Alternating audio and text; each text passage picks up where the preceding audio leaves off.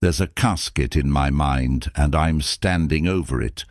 Not literally, not yet, but I can feel the weight of it, the heaviness of something ending, something dying, something that needs to be buried before the earth opens up and swallows me whole instead. I don't remember the exact moment I realized I was already dead. That's the trick about slow decay. You don't feel it happening. One day you're full of fire, and the next you're ash pretending to still burn.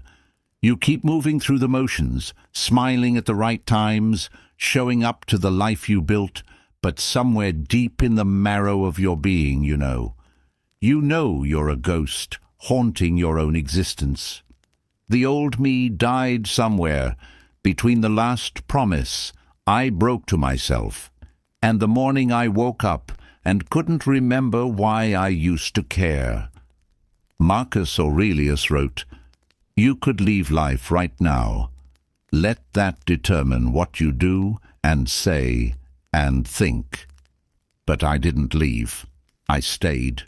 And that's almost worse, staying in a life you've already abandoned, dragging your corpse through days that blur into weeks, that collapse into years. I stayed, but I stopped living.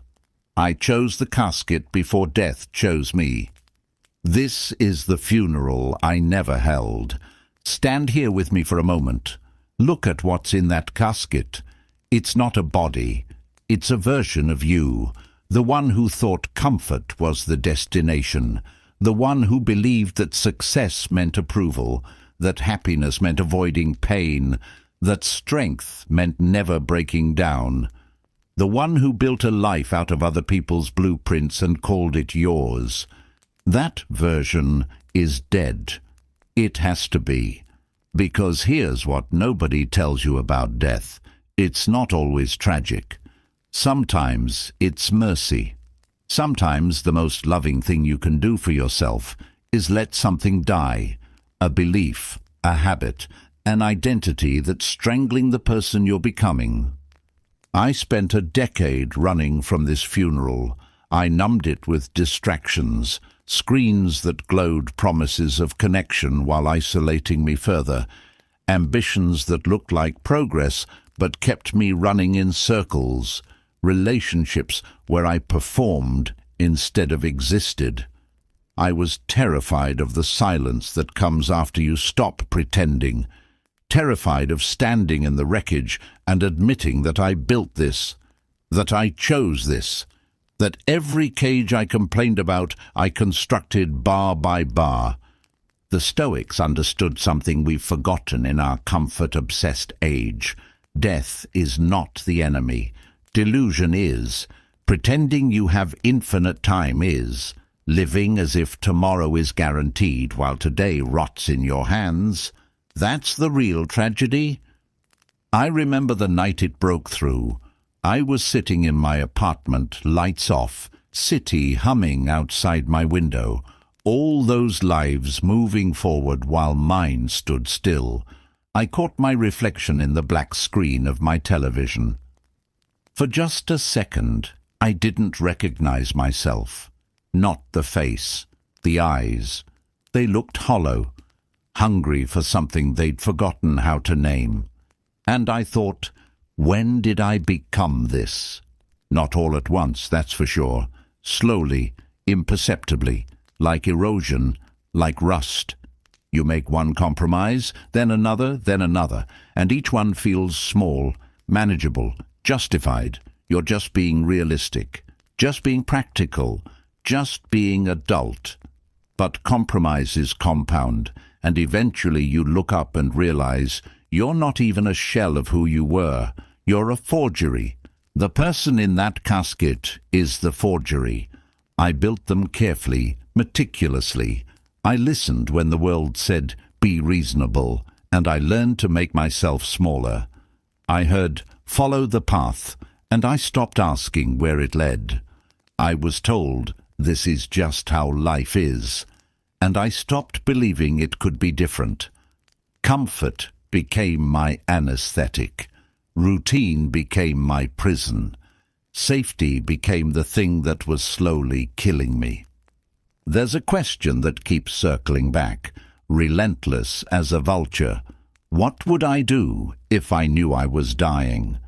Not someday dying, not abstractly, philosophically dying, dying soon, dying now. Would I keep scrolling, keep postponing, keep pretending that the life I'm tolerating is the life I'm meant to live? Would I keep investing in futures that don't excite me, relationships that drain me, versions of success that make me feel empty? Of course not. But here's the knife twist. I am dying. You are too. Right now. This moment is one you'll never get back, and the version of you reading these words is already becoming past tense. Time doesn't pause for your readiness. Death doesn't wait for your permission. The question isn't whether you'll die, it's whether you'll live first. This funeral, the one I'm holding now, the one you might need to hold too, isn't morbid. It's honest. It's the kind of honesty that burns away pretense and leaves only truth. Sometimes you have to name what's dead before you can bury it. Sometimes you have to stop pretending the old ways are still working before you can build something new. I'm not here to motivate you. Motivation is cheap fuel. It burns hot and fast and leaves you cold when it's gone. I'm here to witness with you, to stand at this casket and acknowledge what needs to die, to stop running from the grief of letting go and instead walk straight into it, through it, until we reach the other side. Because on the other side of this funeral is freedom.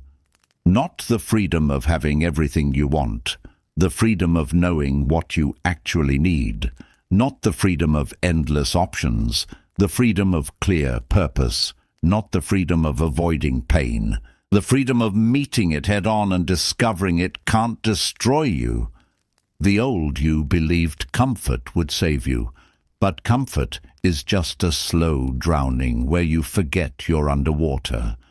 The old you believed validation would complete you, but you spent so much time becoming what others approved of that you forgot what you actually are. The old you believed tomorrow would be different, but tomorrow is built from today, and today you're still making the same choices that led you here. So we burn it, all of it. Not with hatred, with clarity, not with regret, with resolve. We burn the old you the way a forest fire clears dead wood to make space for new growth. We burn it because transformation isn't addition, it's subtraction. It's stripping away everything false until only truth remains. Marcus Aurelius kept a reminder close. It is not death that a man should fear, but never beginning to live. You've been dying wrong. We both have. We've been dying slowly, unconsciously, without purpose. We've been letting our potential wither while we distract ourselves with comfort. This is where it ends. This is where we stop dying accidentally and start living deliberately. This is the funeral. The ashes are already prepared. The old you is already gone. We're just finally admitting it. And in that admission, in that acceptance, in that willingness to let go of who we thought we had to be, something new becomes possible. The fire is waiting. Your rebirth is on the other side of this ending. Are you ready to burn? I used to think comfort was the goal. Work hard, save money, build a life where I wouldn't have to struggle anymore, where I could exhale, where I could finally relax into the ease I'd earned. That was the dream, wasn't it? The finish line we're all racing toward, the place where things get easier. I reached it, and it nearly destroyed me. Here's what nobody warns you about comfort. It's a predator disguised as a reward. It arrives with soft promises and warm embraces, whispering that you've worked hard enough, that you deserve rest, that you can finally stop pushing and just be. And it feels good. God, it feels good. Like lowering yourself into a hot bath after a brutal day. Like the world finally giving you permission to stop striving. But comfort doesn't stop at rest. It metastasizes into stagnation. It sedates your hunger. It numbs the part of you that dreams and dares and demands more from this one precious life. Comfort tells you that pain is the enemy, that struggle is failure, that if you're uncomfortable, you must be doing something wrong. Comfort is a beautiful liar. I spent years in its embrace. I built routines that required nothing from me. I surrounded myself with easy choices. I optimized my life for minimal friction, maximum predictability, zero risk. I told myself this was wisdom. This was maturity. This was what it meant to have my life together. I was rotting from the inside out. Epictetus said, "It is not things that disturb us, but our judgments about them." I judged discomfort as the enemy. I'd decided that any feeling of strain, of challenge, of resistance meant I was off course. So I course-corrected constantly, away from difficulty, toward ease, away from growth, toward safety. I built a life that asked nothing of me and was surprised when I felt like nothing. The addiction to comfort is more insidious than any drug because it's socially acceptable, celebrated even. Treat yourself. You deserve it. Take it easy. We've built an entire culture around avoiding discomfort, medicating every moment of unease with entertainment, food, substances, scrolling, shopping, anything to not feel the friction of being alive. But friction is where we're forged. I remember a winter morning 3 years ago. My alarm went off for a run. It was dark, cold, raining, the kind of morning that makes your warm bed feel like salvation, and I thought, I could skip today, just once, just this morning. I'm tired. I'll go tomorrow. I didn't go tomorrow either, or the next day, or the week after that. That's how it starts. One small surrender, one reasonable compromise, one moment where comfort wins, and you tell yourself it doesn't matter. It's just once. You'll get back to it. But you don't realize you're not just skipping a run. You're teaching yourself that discomfort is optional. You're training your brain that whenever things get hard, retreat is acceptable. The problem with comfortable lives is that they make comfortable people. And comfortable people don't change the world. They don't change themselves. They don't create anything worth creating or become anyone worth becoming. They just maintain. They coast. They optimize for ease until their lives become so frictionless they slip right through their own fingers. I see it everywhere now. This pandemic of comfort. People living below their potential, not because they lack ability, but because they lack discomfort. They've engineered pain out of their existence and wonder why they feel so numb. They've built lives where nothing is at stake and wonder why nothing feels meaningful. Comfort kills meaning. It kills growth. It kills the parts of you that need challenge to stay alive. There's a reason every wisdom tradition throughout history includes some element of deliberate hardship. Fasting, cold exposure, simplicity, physical challenge. It's not about suffering for suffering's sake. It's about remembering who you are when the cushions are stripped away. It's about discovering that you're capable of so much more than your comfort zone convinced you of. The Stoics practiced voluntary discomfort religiously. Marcus Aurelius, Emperor of Rome, slept on the floor. Seneca, one of the richest men in Rome, regularly lived like a pauper to remember that loss wouldn't destroy him. They understood something we've forgotten. Comfort is training you for fragility. Every time you choose ease over effort, you're making yourself weaker, more dependent, more afraid of the very challenges that would make you stronger. I spent a decade in that trap, a decade of choosing the easy path, the comfortable choice, the frictionless option, a decade of telling myself tomorrow would be different, while today I chose the same soft surrender. And every time I chose comfort, I lost a little more self-respect. Because deep down, beneath all the rationalizations, I knew I was capable of more. I knew I was settling. I knew I was betraying the person I could become for the temporary ease of the person I was. That knowledge eats at you, slowly at first, then faster. It's the voice you try to drown out with Netflix binges and social media scrolls.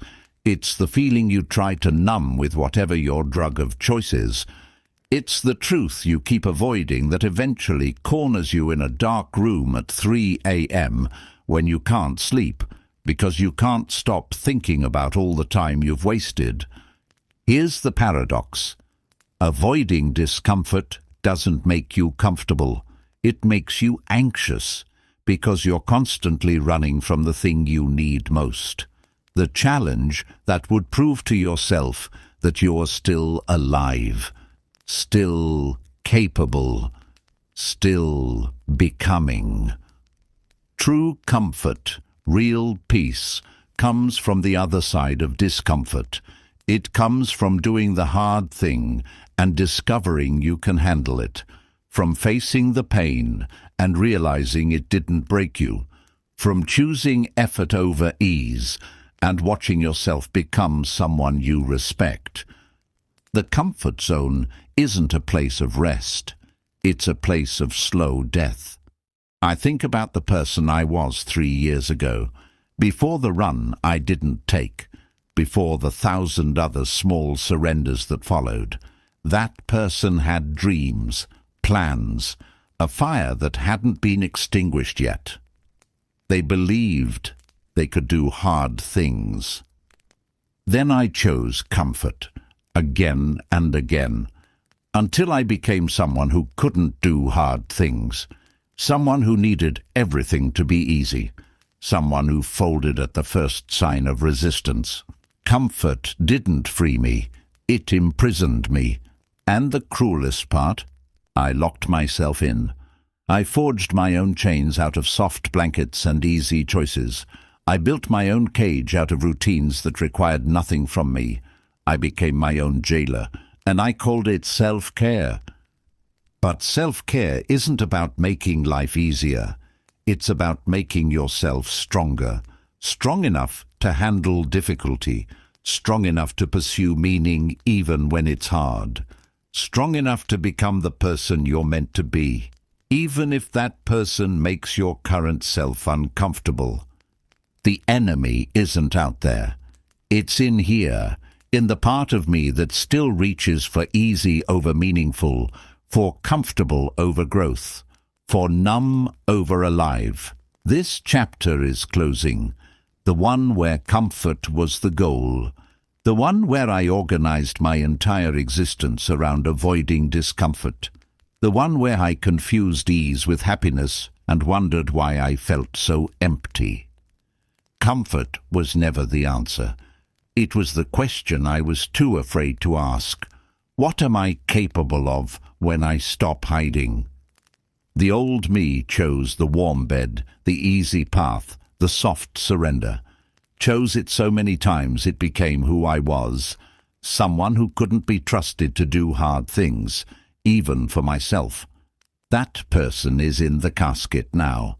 Next to them is the belief that comfort equals success, that ease equals wisdom, that avoiding pain equals living well. We're burning that too.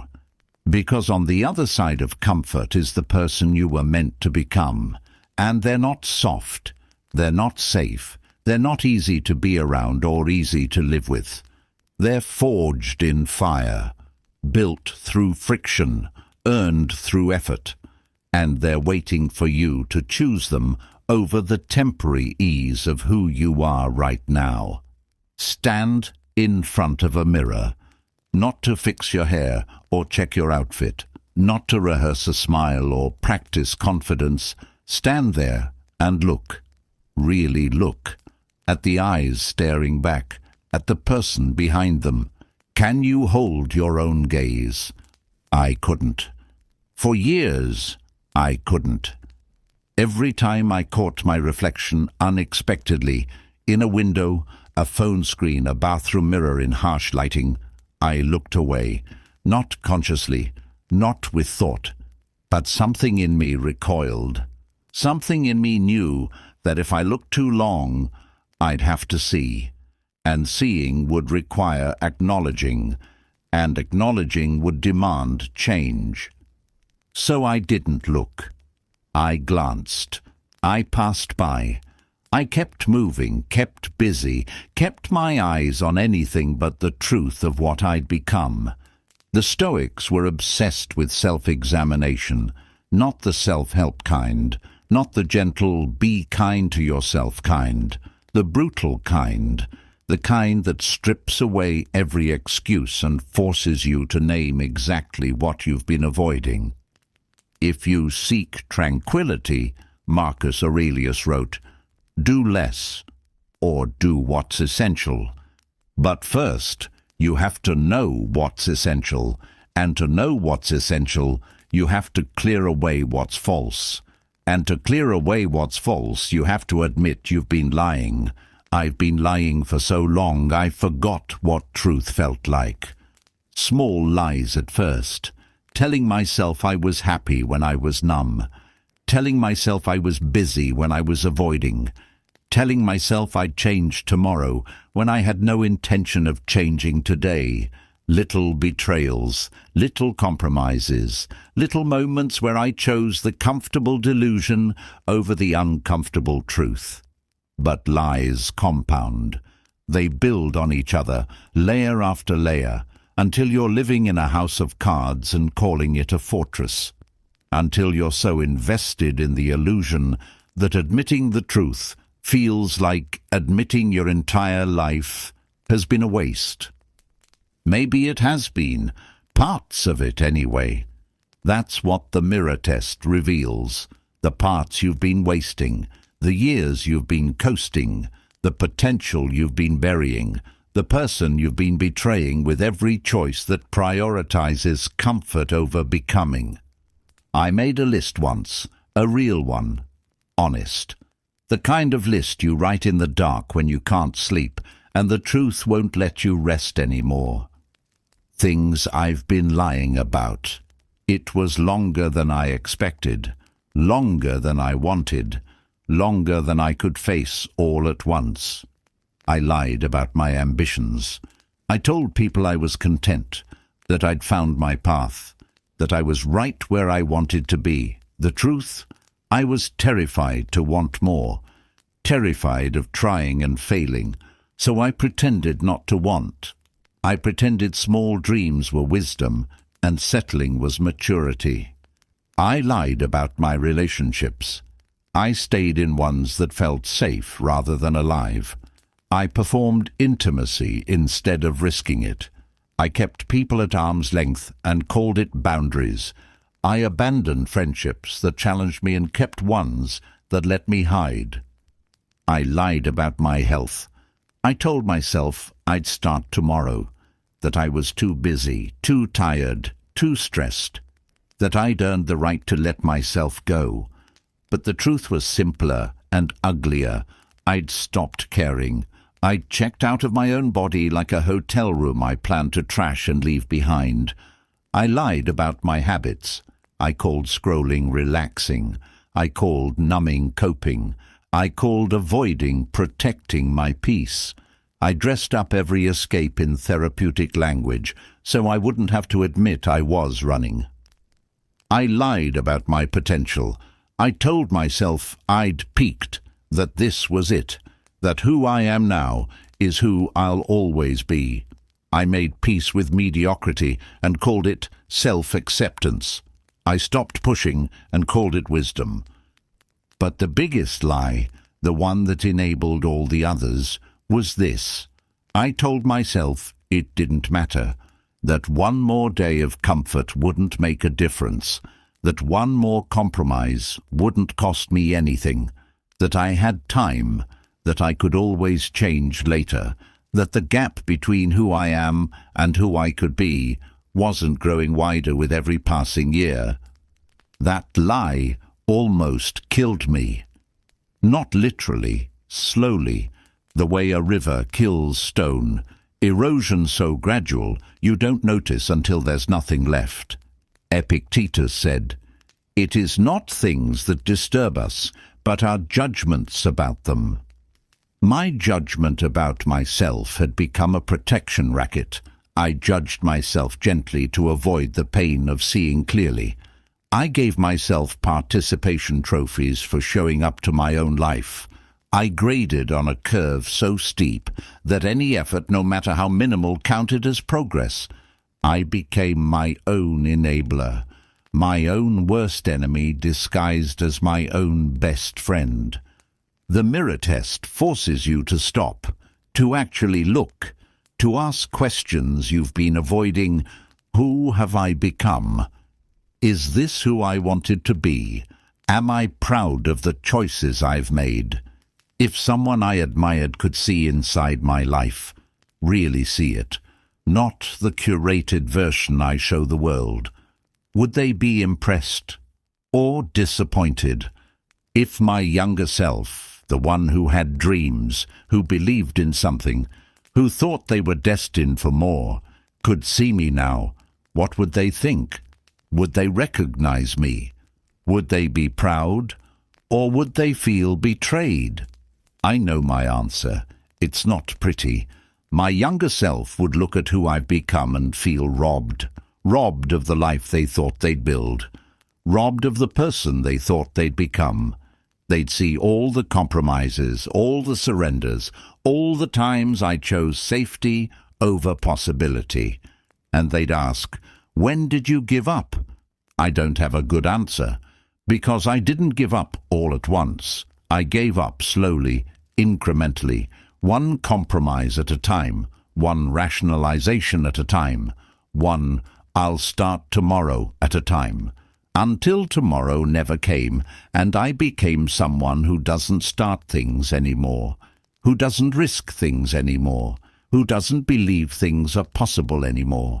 That realization, that moment of truly seeing what you've become and how far it is from what you intended, is excruciating.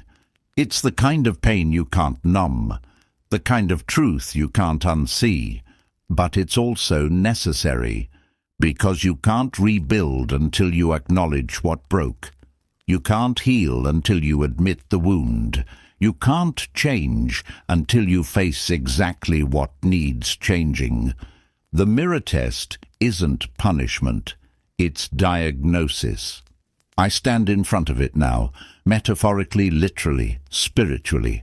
I look at every lie I've told myself, every compromise I've rationalized, every dream I've abandoned, every standard I've lowered. I name them, one by one. This is what the Stoics meant by self-examination, not the gentle kind, the surgical kind.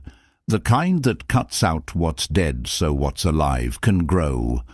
Shame rises. Of course it does. Shame for all the time wasted, all the potential squandered, all the ways I betrayed myself while pretending I was being realistic. But beneath the shame, something else stirs. something harder, cleaner, sharper. Resolve. Because now I know, now I see, now I can't unknow or unsee.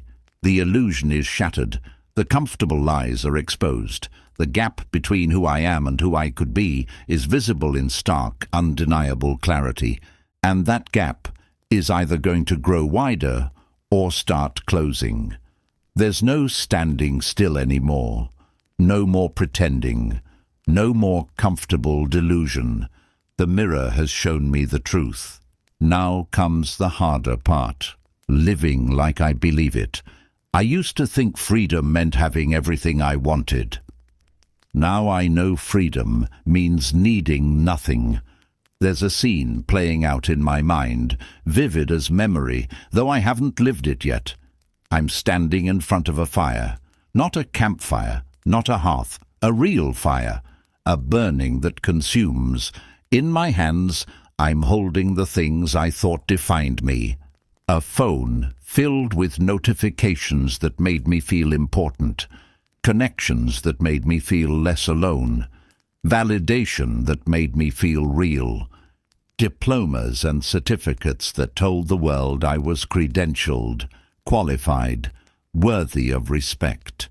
Photos of who I used to be, who I pretended to be, who I wanted people to think I was. Clothes that cost too much, bought to impress people I didn't even like. Objects that I convinced myself I needed, that would make me happy, that would finally fill whatever was empty inside. One by one, I'm feeding them to the flames. Not out of anger, not out of nihilism, out of understanding. The Stoics had a word for this. Apatheia. Not apathy, detachment, the ability to exist without being owned, to appreciate without needing, to engage without being enslaved. Seneca wrote, "Wealth consists not in having great possessions, but in having few wants." But we've built an entire civilization on the opposite premise. We're taught that accumulation equals success, that more means better, that attachment equals love, possession equals security, status equals worth. We're taught to define ourselves by what we have, what we own, what we've achieved, what others think of us. And slowly, imperceptibly, those things start to own us back. I didn't notice when it happened, when my possessions became my prison, when my achievements became my identity, when my reputation became more important than my character, when validation from strangers became more real than my own self-knowing. It happened the way slavery always happens, willingly at first, one chain at a time, each one disguised as something valuable. I remember buying my first nice watch, not expensive by some standards, but more than I'd ever spent on something purely for status. I told myself it was an investment, a milestone, a reward for hard work. But really, I wanted people to notice. I wanted to wear proof that I'd made it. For a while, it worked. People did notice. Compliments came. I felt seen, validated, important. Then the watch stopped mattering. The novelty wore off, the validation faded. So I needed something else, something more, something new. The cycle began. More clothes, better car, bigger apartment, shinier achievements, carefully curated social media, each acquisition a temporary hit of dopamine, followed by the inevitable crash, followed by the hunt for the next fix. I was an addict, not to substances, to things, to status, to validation, to the external markers that I'd convinced myself made me real. Marcus Aurelius, Emperor of Rome, literally the most powerful man in the world, reminded himself daily, "Very little is needed to make a happy life. It is all within yourself, in your way of thinking." He had everything. He needed nothing. I had very little. I needed everything. That's the trap of attachment. It doesn't matter what you have. If you need it, it owns you. If your peace depends on keeping it, you're a slave to it. If your identity is built on it, you're as fragile as the thing itself. I built my identity on sand, on things that could be taken, on opinions that could change, on achievements that could fade, on a body that would age, on possessions that would break, on status that would shift. And I lived in constant, low-grade terror that it would all disappear, because it will. It all will. That's the other thing the Stoics understood that we keep forgetting. Impermanence is the only permanence. Everything we attach to is already in the process of being lost. The job you think defines you, it will end. The relationship you think completes you, it will change or end. The body you're so proud of or so ashamed of, it's aging right now. The possessions you've accumulated, they're degrading, depreciating, destined for a landfill or an estate sale. Even your achievements, the things you worked hardest for, the accomplishments you're most proud of, they fade. Today's breakthrough is tomorrow's forgotten news. Today's success is next year's remember when. Nothing lasts, nothing stays, nothing is secure, except you. Not the you defined by things, not the you validated by others, not the you constructed from achievements and possessions and status. The you underneath all that, the consciousness that witnesses, the awareness that remains even when everything else changes. That's what the fire reveals. That's what burning attachment exposes. When you strip away everything external, the props, the costumes, the validation, the things, what remains? Either a solid core or a terrifying emptiness. I found emptiness. Years ago, when I first started this process, when I first began questioning what I was attached to, I tried to imagine losing everything. Job, possessions, relationships, status, all of it. And I felt nothing. No, worse than nothing. I felt like I would disappear. Like without those external markers, there would be no me at all. I'd constructed my entire sense of self around things outside myself. And without them, I had no idea who I was. That's when I knew I wasn't free. I was dependent, addicted, owned by everything I thought I owned. The burning had to begin, not literally destroying things, though sometimes that helps. Burning attachment means severing the cord between your peace and external circumstances. It means practicing the loss before the loss happens. It means remembering daily that you came into this world with nothing and you'll leave with nothing, and everything in between is borrowed time with borrowed things. Epictetus taught his students to practice this. Hold nothing too tightly. Look at your most precious possession and remind yourself, tomorrow this could be gone. Look at your greatest achievement and remember, this too is temporary. Look at the person you love most and acknowledge, one day one of us will lose the other. It sounds morbid. It's actually liberating, because when you stop depending on things staying the same, you stop living in fear of change. When you stop building your identity on external markers, you stop being fragile. When you practice detachment, you don't love less. You love more freely, more fully, without the desperation of clinging. I'm learning this slowly, painfully, imperfectly.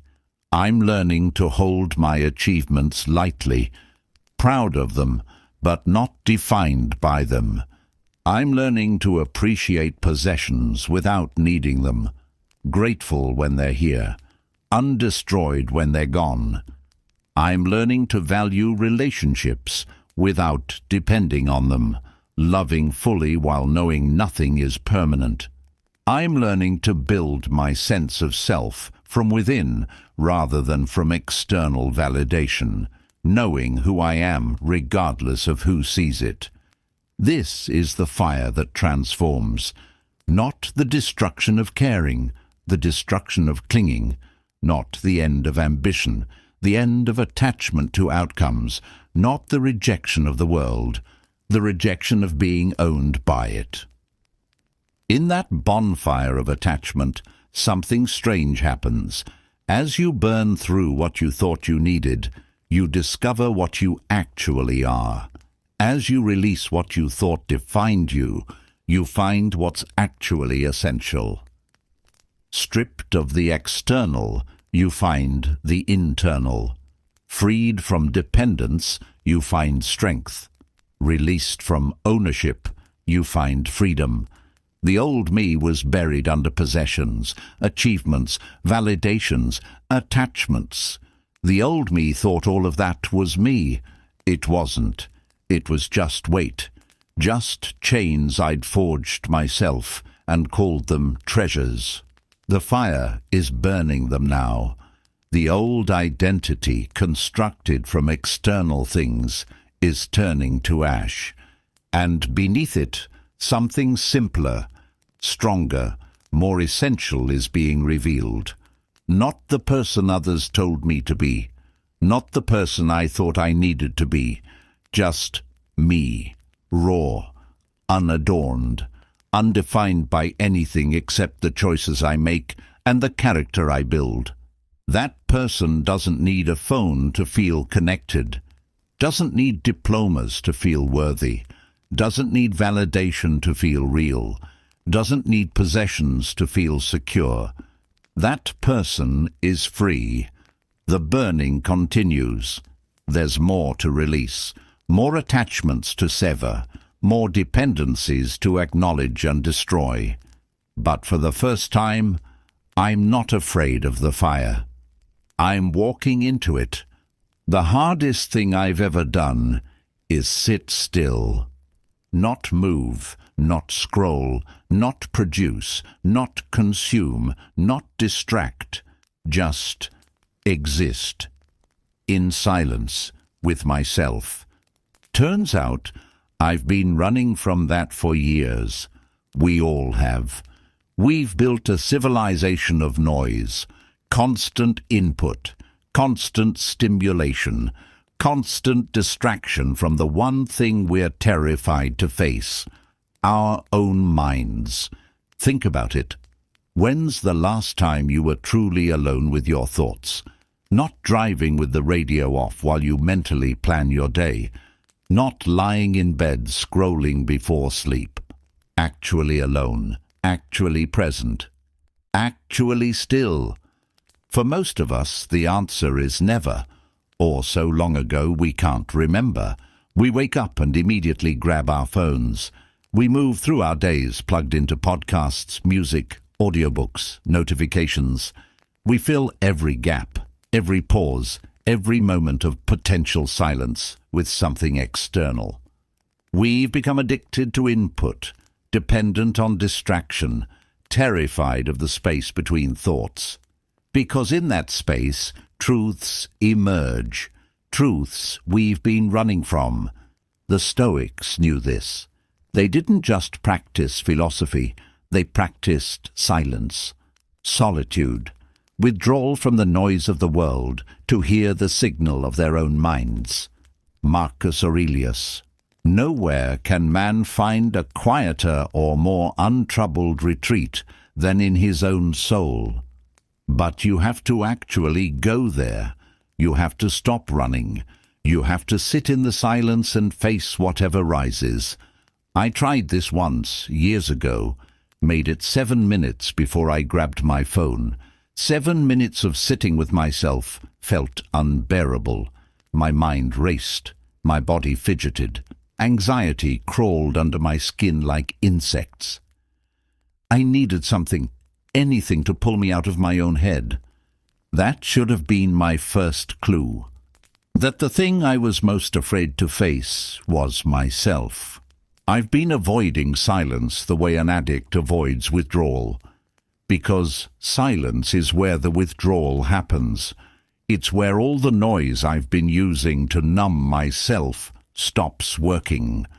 It's where I have to feel everything I've been avoiding. Regret, shame, fear, inadequacy, loneliness, the yawning gap between who I am and who I wanted to become. Silence doesn't let you hide from that. Silence makes you face it. So I ran. I filled my life with so much doing that I never had to risk being. I stayed busy, stayed productive, stayed distracted. I told myself this was ambition, this was success, this was what engaged living looked like. It was escape. After the funeral, after confronting comfort, after facing the mirror, after burning attachments, after all of that, I knew what came next. I had to stop running. I had to enter the silence, not as punishment, as purification. I found a place, doesn't matter where, remote enough that I couldn't hear traffic, simple enough that there was nothing to do, small enough that I couldn't avoid myself. No phone, no internet, no books, no music, no podcasts, nothing but time and silence and whatever was waiting for me inside my own head. The first day was agony. My mind screamed for input. My hands reached for the phone that wasn't there. My body paced, fidgeted, searched for something to do. Boredom crashed over me in waves, but it wasn't boredom. It was withdrawal. My brain was so used to constant stimulation that the absence of it felt like physical pain. I wanted to leave, to quit, to go back to the noise and call this experiment a failure. But I stayed, because I knew if I couldn't sit with myself for a few days, I'd never be free. I'd always be a slave to distraction, always running, always one notification away from being yanked out of my own life. The second day, something shifted. The panic started to fade. The desperate need for input began to quiet, and in the space that opened up, thoughts arose that I'd been drowning out for years. Memories I'd buried, emotions I'd avoided, questions I'd been too afraid to ask. Who am I when no one's watching? What do I actually want, stripped of all the shoulds and expectations? What have I been running from? Why am I so afraid of my own company? The silence answered, but not with words, with feelings, with images, with truths that couldn't be articulated but could be felt. I saw myself clearly for the first time in years. Not the performed version I showed the world, not the idealized version I showed myself, just me, flawed, afraid, pretending, running, and I saw something else. Potential, not the inflated kind, not the motivational poster kind. Real potential, the person I could become if I stopped running, if I faced myself, if I built from truth instead of illusion. By the third day, the silence stopped feeling like punishment. It started feeling like medicine. My thoughts slowed, became clearer, less reactive, less chaotic. I could watch them arise and pass without being swept away by them. I could observe my emotions without being consumed by them. I started to understand what the Stoics meant about the retreat to your own soul. Not as escape from the world, as return to your center, the place where you're not performing, not reacting, not running, just existing, just being, just aware. Seneca spent years in exile, forced solitude, Most people would have seen it as punishment. He saw it as opportunity, time to write, to think, to practice philosophy without distraction. He emerged stronger, clearer, more himself than before. "Associate with those who will make a better man of you," he wrote. "Welcome those whom you yourself can improve. The process is mutual, for men learn while they teach. But before you can do any of that, before you can connect authentically with others, you have to connect with yourself. And you can't do that in the noise." The fourth day, I stopped counting days. Time felt different in the silence. Not slow, spacious. Like each moment had room to breathe. Like I had room to breathe. I noticed things I'd been too distracted to notice before. The way light changes throughout the day. The sound of wind. The feeling of my own breathing. Small things, simple things, but they felt profound because I was actually present for them. Most of my life, I realized, I'd been somewhere else, mentally checking out, planning ahead, replaying the past, escaping into my phone. Anywhere but here, anyone but me. The silence taught me to be here, to be me, to stop fragmenting my attention across 1,000 inputs and gather it all into one point. Now, this moment, this breath, this choice. The old me couldn't have done this. The old me needed constant distraction to avoid constant discomfort, needed noise to drown out truth, needed busyness to avoid reflection. That version is burning away in the silence. What remains is quieter, steadier, more solid. Not because silence solved all my problems, because silence revealed what the problems actually were, and in that revelation the path forward became clear. I don't need to be more productive. I need to be more present. I don't need more information. I need more integration. I don't need to do more. I need to be more honest, more courageous, more aligned with who I actually am beneath all the noise. The silence didn't give me those answers. It gave me the space to hear them. By the time I left that place, I was different, not transformed. That's too dramatic. Initiated. I'd crossed a threshold. I'd proven to myself that I could sit with myself, that my own company wasn't something to run from, that beneath all the noise I'd built my life on, there was something solid.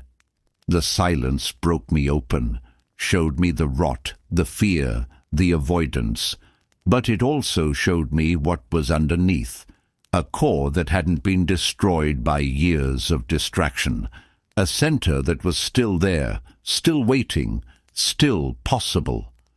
I carry that silence with me now, not as a place I go to, as a state I return to. 5 minutes in the morning, 10 minutes at night, moments throughout the day where I disconnect from input and reconnect with center. It's not easy. My mind still reaches for distraction. My hands still grab for the phone. But I'm training a new habit, a new way of being. I'm learning to find the quiet in the chaos, the stillness in the noise, the center that holds when everything else is spinning. Epictetus said, "First say to yourself what you would be, and then do what you have to do." But you can't say to yourself what you would be if you never listen to yourself, if you're always drowning in external input, if you're always running from the one conversation that matters most, the one with your own soul. The silence is where that conversation happens. It's where the old you dies and the new you is born. It's where transformation stops being a concept and starts being a felt experience. Act 1 ends here, in the silence, in the space after destruction and before reconstruction. in the emptiness that terrifies but liberates, in the stillness that reveals what's actually true. The old me is gone, burned away in fire and silence and truth. The new me hasn't fully emerged yet, but they're coming. I can feel them, rising from ash, forged in absence, reborn from nothing into something real. The funeral is over. The death is complete. Now comes the hardest part, learning to live again. The silence taught me something crucial. Most of my suffering came from fighting things I couldn't change. Everything. I was fighting everything. The weather, other people's opinions, the past, time, my own thoughts, traffic, politics, the economy, outcomes I couldn't control, events I couldn't predict, reactions I couldn't command. I was exhausting myself wrestling with the immovable, trying to control the uncontrollable, pouring energy into a void that gave nothing back. Epictetus drew a circle. Inside it, your thoughts, your choices, your actions, your character. Outside it, everything else. He said the key to tranquility, real peace, not comfortable numbness, was knowing the difference. Make the best use of what is in your power, and take the rest as it happens. Simple words, revolutionary practice. I spent 30 years outside that circle, obsessing over what I couldn't control, trying to force outcomes, trying to manage other people's perceptions, trying to predict and prevent every possible negative scenario. My mind was a chaos of contingency plans for situations that might never happen. Meanwhile, the things I could control, my effort, my attitude, my discipline, my response, I neglected. I let them atrophy while I burned myself out, trying to control a world that was never mine to control. The reconstruction begins here, with clarity, with a single question that cuts through every situation. Can I control this? If yes, act. If no, release. That's it. That's the entire strategy for sanity. But it's harder than it sounds, because releasing control feels like giving up, feels like weakness, feels like letting the world happen to you instead of making things happen. That's the lie ego tells. The truth is the opposite. Trying to control what you can't is weakness. Releasing it is strength. Real power comes from focusing all your energy on your actual sphere of influence and letting everything else flow. I started small. I had to. Years of chaos don't reorganize overnight. Morning. First moment of consciousness. My mind immediately began its habitual tornado. Worries about the day, rehearsing conversations that hadn't happened, stressing about outcomes I couldn't guarantee. I caught it, stopped it, asked, can I control this right now, in this moment? Number. So I released it, came back to what I could control, my breath. In for 4, hold for 4, out for 4, repeat. Something so simple my mind tried to dismiss it, but my body knew better. The breath steadied, the chaos quieted. The circle of control became clear. This is in my power, this breath, this moment, this choice. I started keeping a journal, not a diary, a control audit.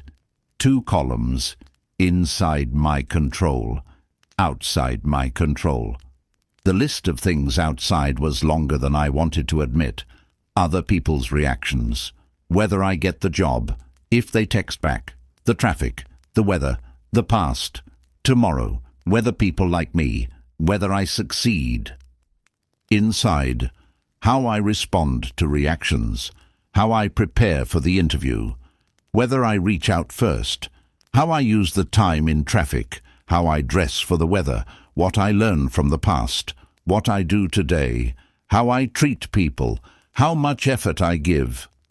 Seeing it on paper changed something, made it real, made the circle visible. I can't control outcomes, but I can control inputs. I can't control reactions, but I can control actions. I can't control what happens, but I can control how I meet it. This is the fire of control, not the destructive kind, the refining kind. It burns away wasted energy. It focuses power. It transforms chaos into order through a simple, relentless practice. Return to the circle. Every morning I built a ritual. Not complicated, not long, just deliberate. 5 minutes of breath work. Centering in the body, the moment, the only thing I truly control. 10 minutes reading Stoic philosophy. Reminding myself of the circle, reinforcing the practice. 5 minutes setting intentions, not outcomes, but inputs. Not, I will succeed today, but I will give my best effort today. Not, people will respect me, but I will act with integrity. 20 minutes total, but those 20 minutes created a foundation that the rest of the day could build on. When anxiety arose, and it always did, I returned to the circle. Can I control this? If not, release. If yes, act. When frustration emerged, someone cutting me off in traffic, a rude email, an unexpected setback, I returned to the circle. Can I control this? Number. Can I control my response? Yes. The Stoics called this the discipline of assent. You don't have to accept everything that happens as good, but you do have to accept that it happened. Fighting reality is the definition of insanity. Meeting it with intentional response is the definition of power. Marcus Aurelius, facing war and plague and betrayal, wrote, "You have power over your mind, not outside events. Realize this, and you will find strength." He ruled an empire. He still couldn't control most of it. He could only control himself, his response, his character, his effort. That was enough. It had to be enough. It's all any of us have. I used to think control meant forcing outcomes, making things go my way, bending reality to my will. That's not control, that's delusion, and it leads to constant disappointment, constant frustration, constant exhaustion. Real control is simpler and harder. Managing yourself, your thoughts, your reactions, your discipline, your choices. Everything else? Weather. Let it rain. Let it storm. Let it shine. You don't control it. You don't need to. You only need to decide what you're going to do in response. This practice, this return to the circle, it's not passive. It's not resignation. It's the most active thing you can do. Because instead of dissipating energy fighting the immovable, you concentrate it on the movable. Instead of raging at what you can't change, you focus on what you can. And slowly, day by day, practice by practice, the chaos transforms into order. Not perfect order, not some idealized state where nothing bothers you, but functional order, workable order. Order that lets you act instead of react. Order that lets you build instead of just survive. The fire of control burns away the illusion that you're supposed to manage the universe. It reveals the truth. You're only supposed to manage yourself. And that's hard enough. That's work enough. That's power enough. One breath, one choice, one moment. That's your circle. That's your power. That's where the reconstruction begins. Everything else is practice in letting go. At 5 a.m., the alarm sounds like violence. I don't want to get up. My body screams for more sleep. The bed is warm. The room is cold. Every fiber of my being votes for staying put, for choosing comfort, for 5 more minutes that will turn into 50. This is where the old me would have negotiated, rationalized, hit snooze, found reasons why today was different, why rest was more important, why I'd earned the right to ease.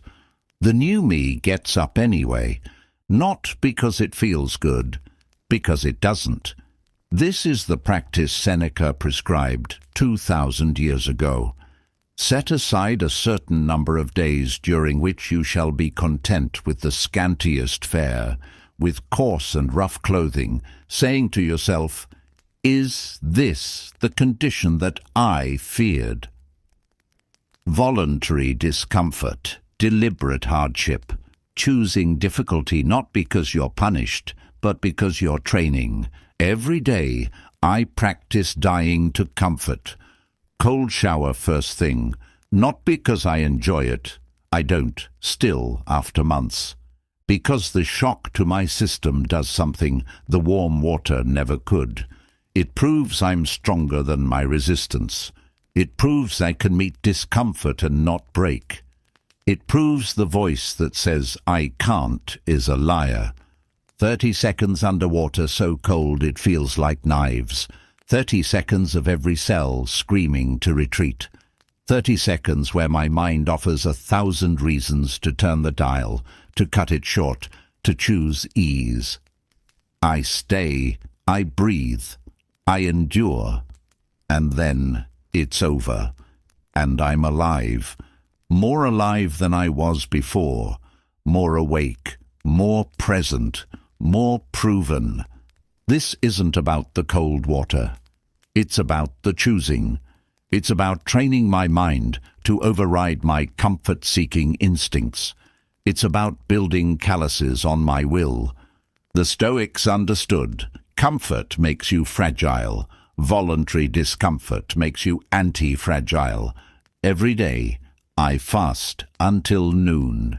Not because I'm hungry, because I'm training my body to remember it can function without constant input. Because I'm breaking the conditioning that says every discomfort needs immediate relief. Because the old me used food the way an addict uses substances, to numb, to comfort, to avoid feeling anything uncomfortable. The hunger comes, sharp at first, then dull, then almost pleasant. My body adapts. My mind strengthens. I learn. Discomfort is not emergency. Hunger is not crisis. I can feel uncomfortable and still function, still think, still work, still be. This changes everything. Because most of suffering isn't the pain itself. It's the fear of pain, the anticipation, the catastrophizing, the belief that discomfort equals danger. Voluntary discomfort rewires that belief. It teaches your nervous system, you can handle this. You've handled worse. You're stronger than the sensation. Training becomes ritual, not the comfortable kind, the hard kind. Weights that feel too heavy, runs that go too long, workouts that push past the point where the body begs to stop. Not because I'm punishing myself, because I'm proving something. Every rep where my muscles scream is evidence that I'm stronger than my resistance. Every mile where my lungs burn is proof that I can push past perceived limits. The old me stopped when things got hard, called it listening to my body. But I wasn't listening. I was obeying. There's a difference. Listening means discerning between actual limits and perceived ones. Obeying means surrendering at the first sign of discomfort. This isn't about ignoring injury or being reckless. It's about learning where the actual edge is. And for most of us, it's so much further than we think. I practice silence, the daily kind. Technology off for the first hour after waking. No phone, no news, no input.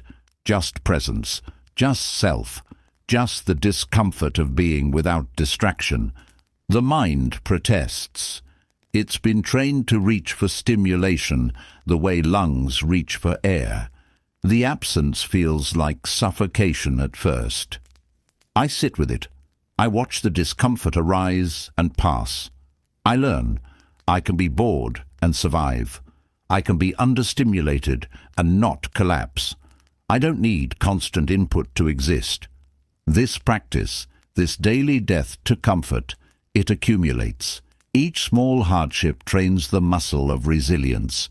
Each chosen difficulty proves that soft living makes soft people, and I'm done being soft.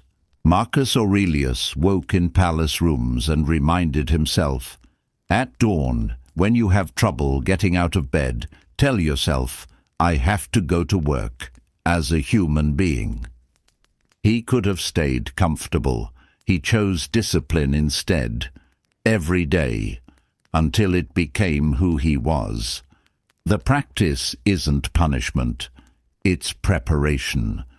Because life will bring involuntary hardship, loss, pain, difficulty you didn't choose. The question is, will you be ready? Will you be resilient? Or will you shatter because you spent your comfortable years avoiding every small discomfort? I spent too many years shattering, falling apart at minor inconveniences, collapsing under manageable stress, breaking because I'd never practiced bending. Not anymore.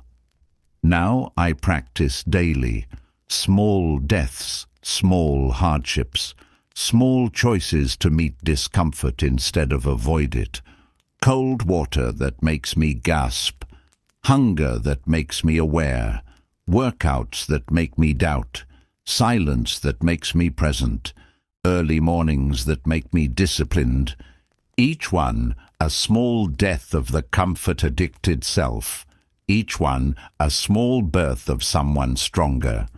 The Stoics practiced this not as asceticism, but as inoculation. They lived simply, not because they hated wealth, but because they wanted to prove loss wouldn't destroy them. They practiced hardship not because they loved suffering, but because they knew ease makes you vulnerable. We are more often frightened than hurt, Seneca wrote, and we suffer more in imagination than in reality. Voluntary discomfort kills the imagination of suffering. It replaces fear with fact. It proves I can handle hard things. I have handled hard things. I will handle hard things. This is the forge. This is where the new self is tempered. Not in comfort, in fire. Not in ease, in resistance. Not in pleasure, in endurance. Every day is a death. Every day is a choice. Every day is training. The old me chose comfort and called it self-care. The new me chooses hardship and calls it self-respect. Because I know now, the person who can endure voluntary discomfort can endure anything. The person who chooses challenge over comfort is someone they can trust. And self-trust, that's the foundation everything else is built on. The alarm sounds tomorrow at 5 a.m. It will feel like violence again, and I will get up anyway. Identity is not discovered, it's forged. I used to wait to feel passionate, wait to find my calling, wait for purpose to reveal itself like some cosmic download, like I'd wake up one morning and suddenly know what I was meant to do. I waited years. Nothing came. Because that's not how it works. The Stoics didn't sit around waiting for purpose. They built it deliberately, daily, through choices that compounded into character. Marcus Aurelius wrote, "Waste no more time arguing what a good man should be. Be one. Be one. Not become one. Not wait to feel like one. Be one. Now. Today. Through action. This is the forge, where identity is hammered out through practice, discipline, and relentless commitment to values that don't change based on mood. I started with a question: who do I want to be? Not what do I want to do? Not what do I want to have? Who do I want to be? The old me would have answered with roles, job titles, achievements, status markers, things external. Now I know better. Those things are outcomes, not identity. Identity is internal. It's the code you live by, the standards you won't compromise, the person you are when no one's watching. I wrote it down. The person I'm building, disciplined. Not someday when I feel like it. Now, in small choices, getting up when the alarm sounds, doing what I said I'd do, following through even when enthusiasm fades. Honest, especially with myself. No more comfortable lies, no more rationalizations, no more performing one person while being another. Resilient, meeting hardship without breaking, adapting without losing core, bending without compromising values. Present, here, now, in this moment instead of somewhere else. Engaged with what is instead of what was or what might be. Generous, not with money, with attention, with effort, with care. Showing up for people. Contributing more than I take. These aren't goals, they're commitments. They're not destinations I'm traveling toward. They're ways of moving through the world starting now. The difference is everything. Goals are external. Identity is internal. Goals depend on circumstances. Identity depends on choices. Goals can be blocked. Identity can only be betrayed by you. Every day becomes practice, not practice for some future version of myself. Practice of being who I've committed to being right now. Discipline. The alarm sounds. I get up. No negotiation, no debate. The commitment was made. I honor it. Honesty. Someone asks how I am. Instead of the automatic fine, I pause, check in, tell the truth, even if it's uncomfortable. Resilience. Something goes wrong. Setback, failure, disappointment. I feel it. I don't numb it. Then I ask, what's my move? What's in my control? How do I respond? Presence. I'm with someone. My phone buzzes. I don't reach for it. This person, this moment, this conversation, this is where I am. Fully. Generosity. I have extra time, energy, knowledge. I give it. Not for credit, not for return, because that's who I've committed to being. Each practice is a hammer strike. Each choice is heat applied to metal. Each day is the forge shaping raw material into something solid. The Stoics used the metaphor of the sword, forged through fire and impact, tempered through heating and cooling, sharpened through friction.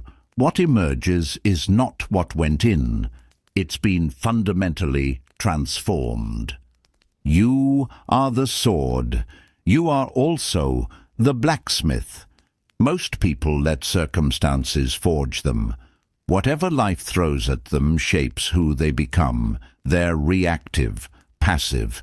They adapt to their environment instead of creating their character. This is different. This is active. This is choosing who you become instead of letting it happen to you. Every morning I review the commitments. Not reading them, embodying them. I don't ask, How do I feel about being disciplined today? I simply be disciplined. I don't wait to feel honest. I act honestly. I don't seek motivation to be resilient. I meet difficulty and respond with resilience. Feelings follow action, not the other way around. The old me waited to feel motivated before acting. The new me acts, and motivation follows. The old me let moods dictate behavior. The new me lets values dictate behavior regardless of mood. The old me was whoever circumstances made them. The new me is whoever I've committed to being. This is harder, so much harder, because moods change, energy fluctuates, circumstances shift. Staying committed to values when you don't feel like it, that's the forge. That's where character is built. Epictetus taught his students, you are not your thoughts, you are not your feelings, you are your choices, you are your character, you are what you do consistently, not what you think occasionally. So I do. Consistently. Even when, especially when, I don't feel like it. The forge doesn't care about feelings. It cares about force applied repeatedly over time. Heat, impact, repetition. That's what transforms base metal into blade. I am the metal. Discipline is the heat. Choice is the hammer. Time is the repetition. What I'm forging, someone I can trust. Someone whose word means something. Someone who doesn't collapse when tested. Someone who shows up. Someone who follows through. Someone I'd want to be. Someone I'd want to know. Not perfect, not flawless, but solid, reliable, true. That's identity, not who you hope to become, not who you wish you were, who you are in action, in choice, in the 1,000 small moments when no one's looking and nothing's at stake except your relationship with yourself. The vision is clear now. The values are set. The practices are established. What remains is the only thing that's ever mattered. Daily commitment, daily choosing, daily forging. One day at a time, one choice at a time, one hammer strike at a time. The sword takes shape not in a moment, but in 1,000 moments of heat and force and disciplined repetition. I'm not there yet, but I'm not who I was, and that's the point. That's the progress. That's the proof that the forge is working. You don't wait for purpose to find you. You forge it through values lived, through commitments honored, through the person you choose to be today and tomorrow, and every day after until choosing becomes being. This is the forge. I'm in it now. The heat is on. The hammer falls. And I'm becoming. The storm hit 3 days in. Not weather, a real storm. The kind that tests everything you've been building. Lost a major client. Financial hit. Unexpected. Disorienting. The kind of setback that used to flatten me for weeks. I felt it land. The gut punch. The surge of panic. The cascade of catastrophic thoughts. This is it. I'm ruined. All the progress wasted. Back to zero. Then something different happened. I stopped. I breathed. I asked the Stoic question, what can I control about this? Not the loss itself. That was done. Not the client's decision. That was theirs. Not the past. That was fixed. What I could control. My interpretation. My response. My next move. Marcus Aurelius. Choose not to be harmed, and you won't feel harmed. Don't feel harmed, and you haven't been. This isn't positive thinking. This isn't pretending bad things are good. This is something more radical, recognizing that the event itself is neutral. What makes it good or bad, empowering or destroying, is the meaning I assign to it. The event, client left. The fact, loss of income. The interpretation, disaster, failure. Proof I'm not good enough. Beginning of the end. But that interpretation, that's optional. That's chosen, usually unconsciously, habitually, based on old patterns, but still chosen. What if I chose differently? New interpretation, feedback, signal that something needs adjusting, opportunity to find better aligned clients, test of the systems I've been building, training ground for resilience. Same event, completely different meaning, completely different emotional response, completely different next action. This is the armor of perception, not denying reality, reframing it. The Stoics didn't say bad things don't happen. They said bad things are opportunities in disguise. Every obstacle contains the seeds of growth. Every setback is a setup for something better. Every difficulty is training. The obstacle is the way, wrote Marcus Aurelius. Not around the obstacle, not despite the obstacle, through the obstacle, using it, transforming it, making it the very thing that makes you stronger.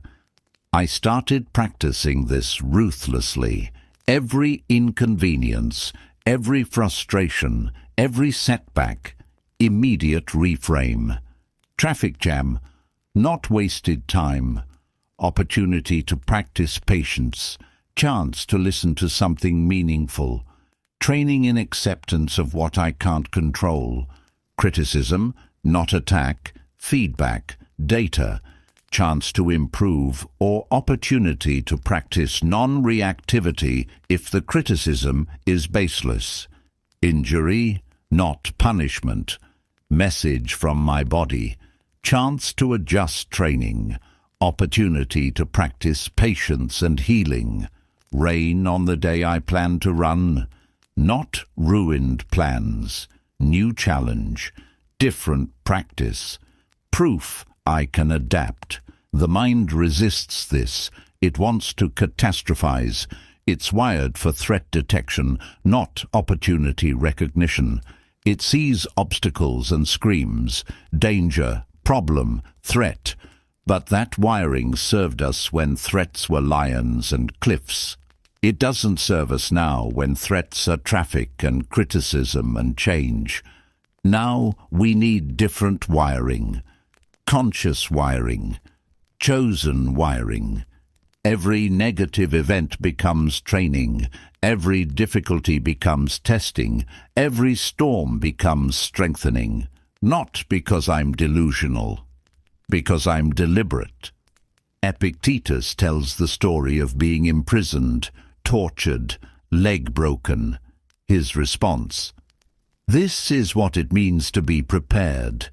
Not why me. Not this is terrible. Not I don't deserve this. Just this is what I trained for. This is the test. This is where practice becomes proof. That's the armor. Not that nothing hurts you, that nothing destroys your capacity to respond with dignity and strength. The client who left, that was my broken leg, my imprisonment, my test. The old me would have internalized it, spiraled, made it mean something about my worth, spent weeks recovering, doubting, reconsidering everything. The new me felt the impact, acknowledged the difficulty, then asked, what's my move? Within hours, reached out to 3 other prospects, audited my systems to find what needs improving, adjusted my offering based on the feedback received, acted, not because I felt great about it, because perception created a path forward instead of a pit to fall into. This is the practice. Catch the automatic interpretation. Question it. Choose a more empowering one. Not more comfortable, more empowering. Sometimes the empowering interpretation is harder. This is feedback I need to hear, is less comfortable than they're wrong about me. But it's more empowering because it puts the power back in my circle of control. Every insult becomes a test of my equanimity. Every loss becomes training in detachment. Every failure becomes education. Every storm becomes forge work. Marcus Aurelius ruled Rome through plague, war, betrayal, and constant difficulty. He wrote in his private journal, "The impediment to action advances action. What stands in the way becomes the way." He wasn't trying to convince himself. He was reminding himself. Because this practice requires constant reinforcement. The mind defaults to catastrophe. The ego defaults to victimhood. The old patterns default to, "This is terrible. I can't handle this. This shouldn't be happening." New pattern. "This is training. I can handle this. This is exactly what should be happening, to forge who I'm becoming." The armor isn't avoiding strikes. It's transforming their impact. It's meeting force with force absorption. It's taking what would break the old me and using it to strengthen the new me. Not every hit is training. Some are just pain. But even pain can be met with dignity. Even unfair suffering can be endured with grace. Even genuine tragedy can be faced without collapse. The perception you choose determines the person you become. Choose victim. Become fragile. Choose obstacle. Become stuck. Choose impossible. Become defeated. Choose training. Become strong. Choose opportunity. Become resourceful. Choose test. Become proven. Same events, different armor, different outcome. The storm passed. The client was gone. The income was lost. But I wasn't. I was still here, still choosing, still building, still becoming. That's the armor. That's the practice. That's the power. Not control over what happens.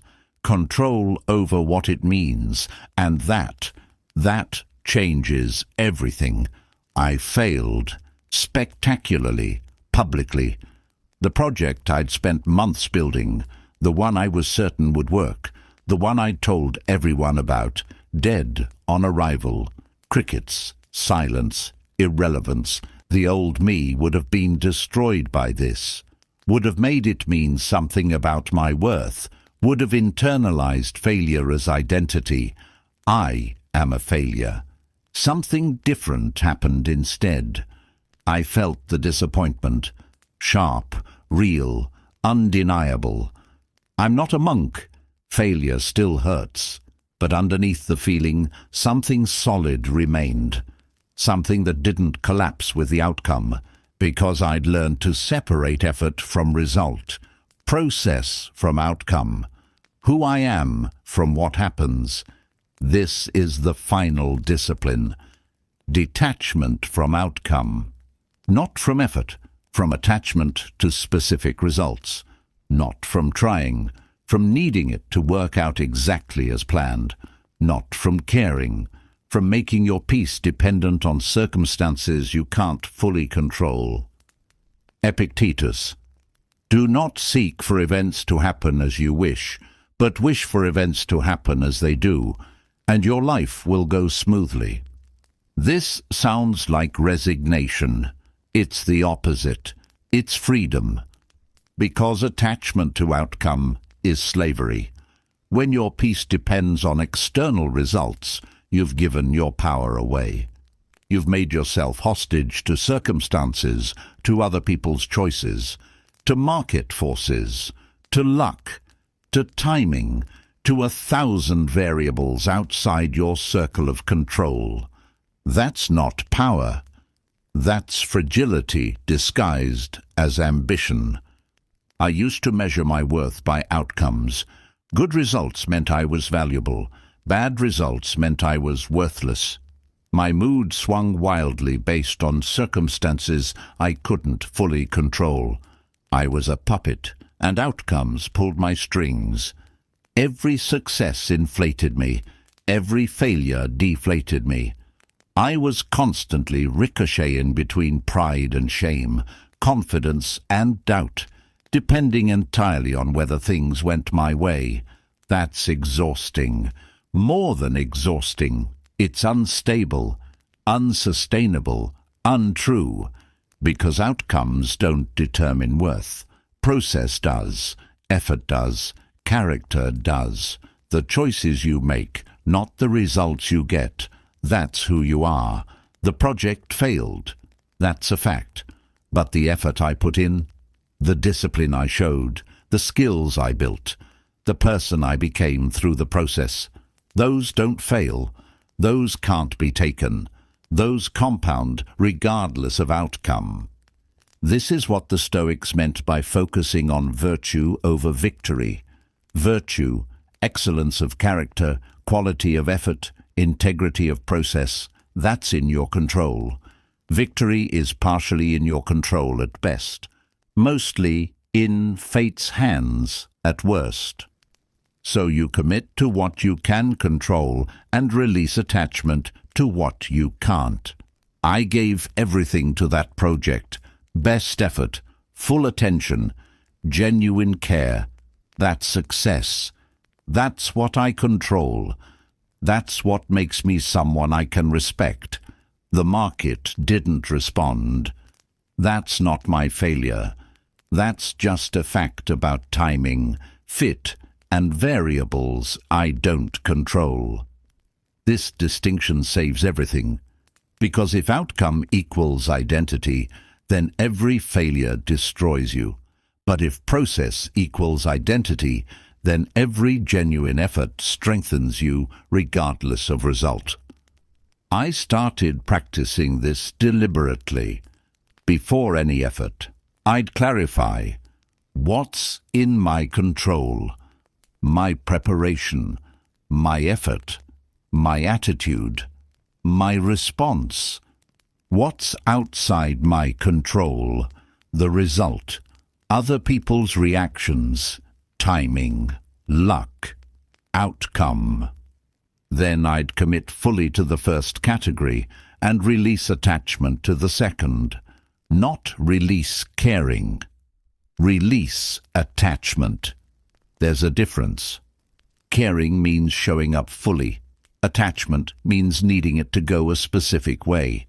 Caring is engagement. Attachment is grasping. Caring makes you powerful. Attachment makes you fragile. I care about my work. I'm not attached to specific outcomes.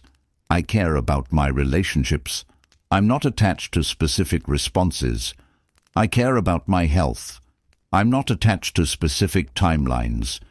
This isn't lowering standards, it's raising them, because now the standard is internal. Excellence of effort, not external.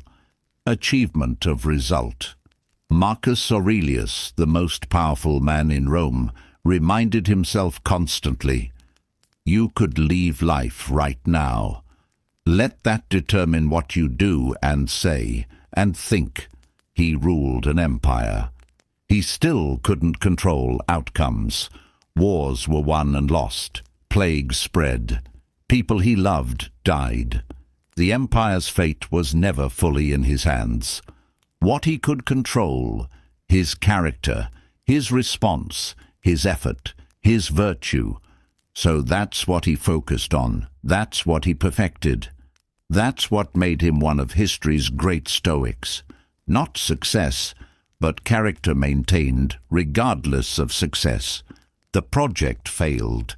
Other projects will too. That's guaranteed. Anyone who tries anything worthwhile will fail repeatedly. But failure is only failure if you make outcome the measure. If you make process the measure, then every genuine effort is success. Every full engagement is victory. Every moment of doing your best, that's winning, regardless of result. This changed my relationship with risk.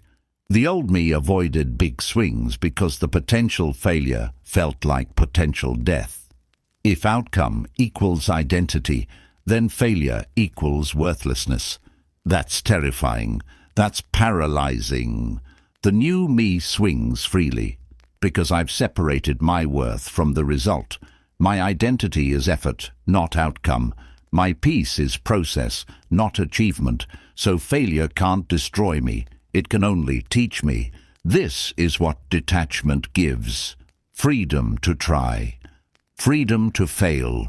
Freedom to learn. Freedom to engage fully without grasping desperately. I'm not indifferent. I care deeply. I try maximally. I commit fully. But I hold outcomes lightly. I release my grip on specific results.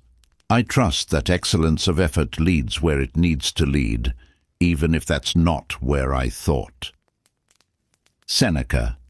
Cling tooth and nail to the following rule: not to give in to adversity, not to trust prosperity, and always take full note of Fortune's habit of behaving just as she pleases.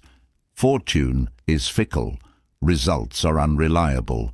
Outcomes are partially yours at best. So building your peace on them is building on sand. Build on stone.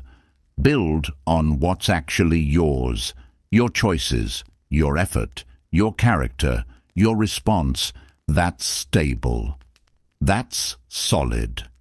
That's something no failure can touch. The project failed. I am not my project. I am my effort. And my effort was genuine, full, excellent. That's success. That's what I keep. That's what compounds. Everything else? Just information. Just feedback. Just data for the next iteration. Detachment from outcome doesn't mean not caring about results. It means not being destroyed by results. It means maintaining your center, regardless of circumstances. It means being someone who can try, fail, learn, and try again without collapse. That person is unbreakable, not because nothing touches them, because nothing owns them. I am owned by my values, not my outcomes. Committed to my process, not my results. Measured by my effort, not my achievement. That's freedom. That's power. That's peace. The rest is just weather. Some days sunny, some days storm. Either way, I remain.